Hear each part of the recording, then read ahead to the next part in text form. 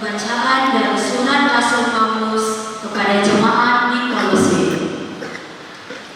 Saudara-saudara, kalianlah orang pilihan Allah yang dikuduskan dan dikasihi Allah. Maka kenakanlah belas kasihan, kemurahan, dan kerendahan hati, kelemah lembutan, dan kesabaran. Sabarlah kamu seorang terhadap yang lain, dan hendaknya kalian saling mengampuni apabila yang seorang menaruh dendam terhadap yang lain, sebagaimana Kristus mengampuni kalian, demikian pula kalian hendaknya. Dan di atas semuanya itu, kenakanlah cinta kasih, tali pengikat yang mempersatukan dan menyempurnakan. Semoga damai sejahtera Kristus menguasai hatimu, karena untuk itulah kalian dipanggil menjadi satu tubuh, dan bersyukurlah.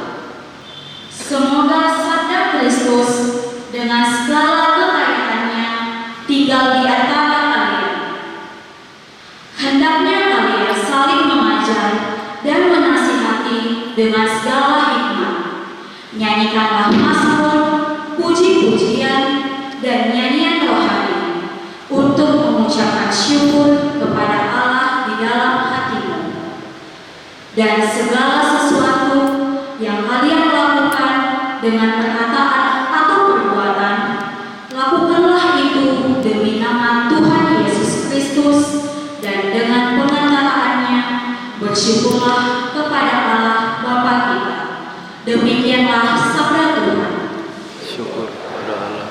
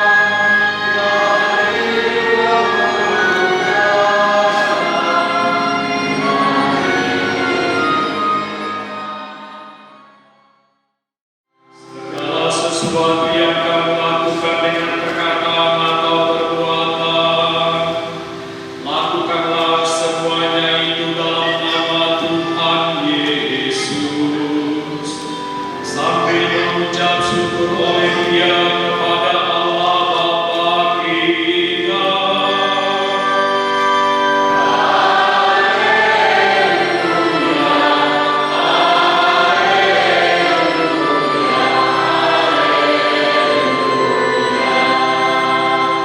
Tuhan bersamamu. Inilah Injil suci menurut Yohanes.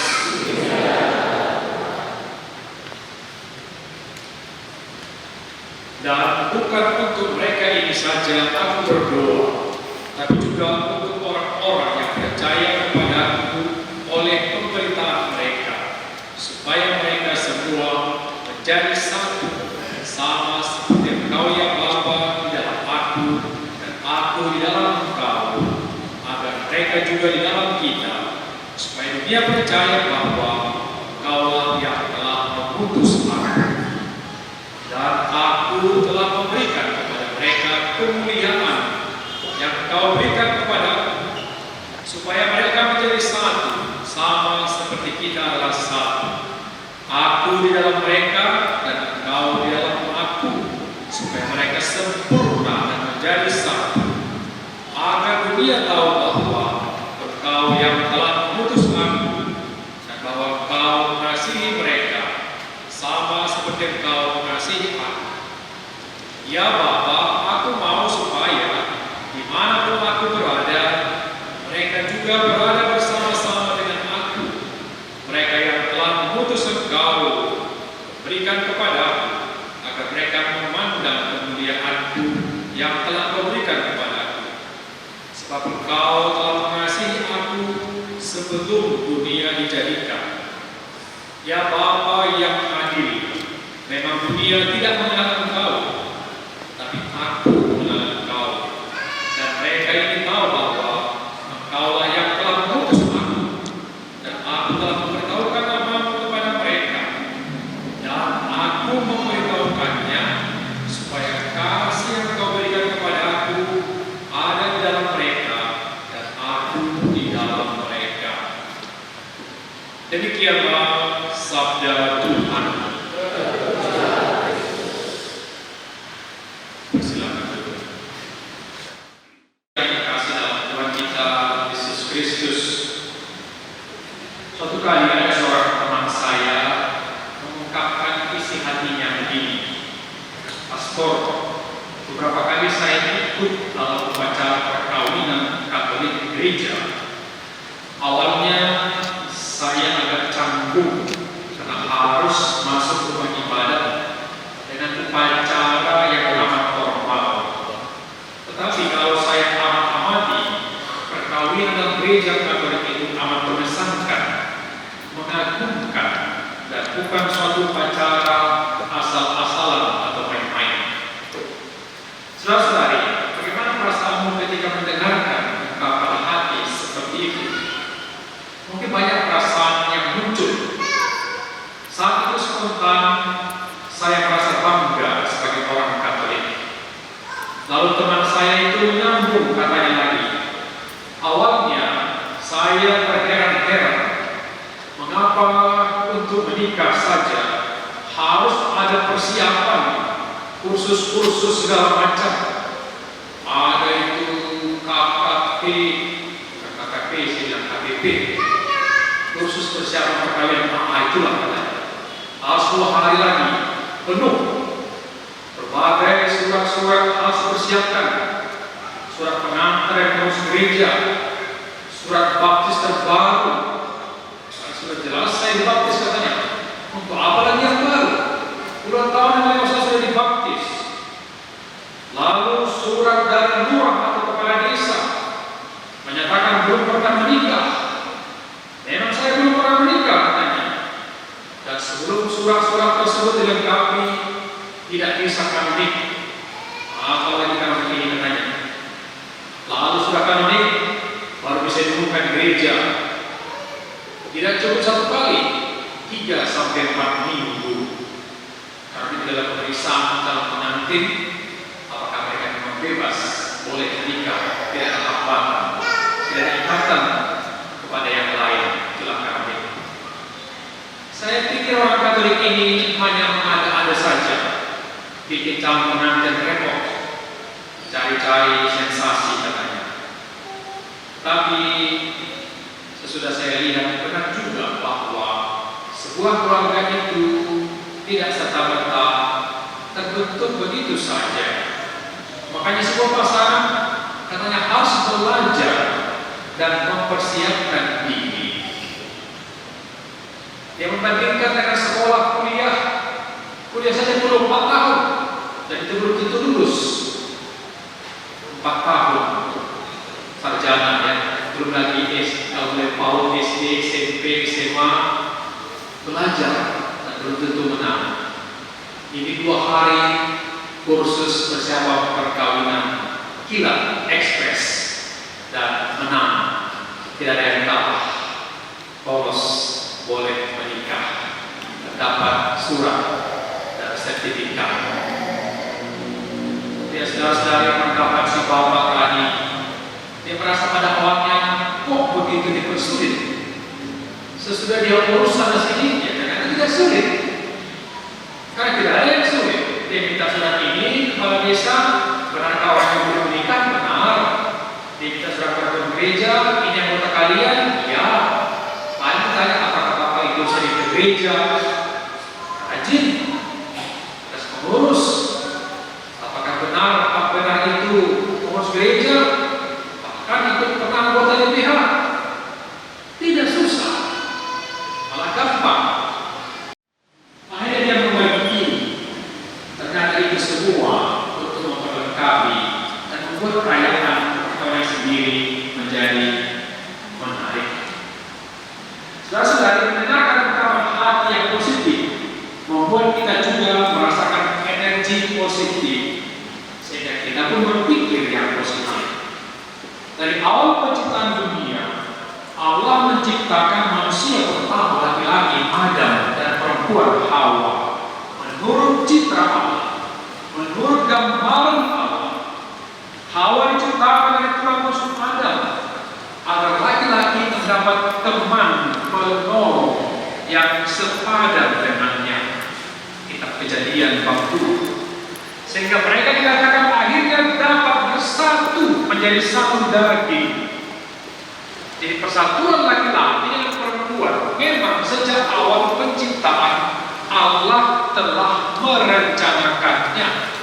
Allah telah menghendaki bahwa laki-laki dan perempuan itu bersatu dalam cinta mereka. Sesudah itu dia perintahkan kepada mereka, beranak cuculah dan bertambah-tambahnya, penuhilah bumi dan taklukkanlah itu. Walaupun dalam perjanjian lama perkawinan monogami, satu suami satu istri, tidak selalu diterapkan karena kelemahan manusia. Kita dapat melihat bahwa perkawinan monogami adalah yang dimaksudkan Allah bagi manusia. Dan sejak semula, hal itu ditegaskan kembali oleh pengajaran Yesus.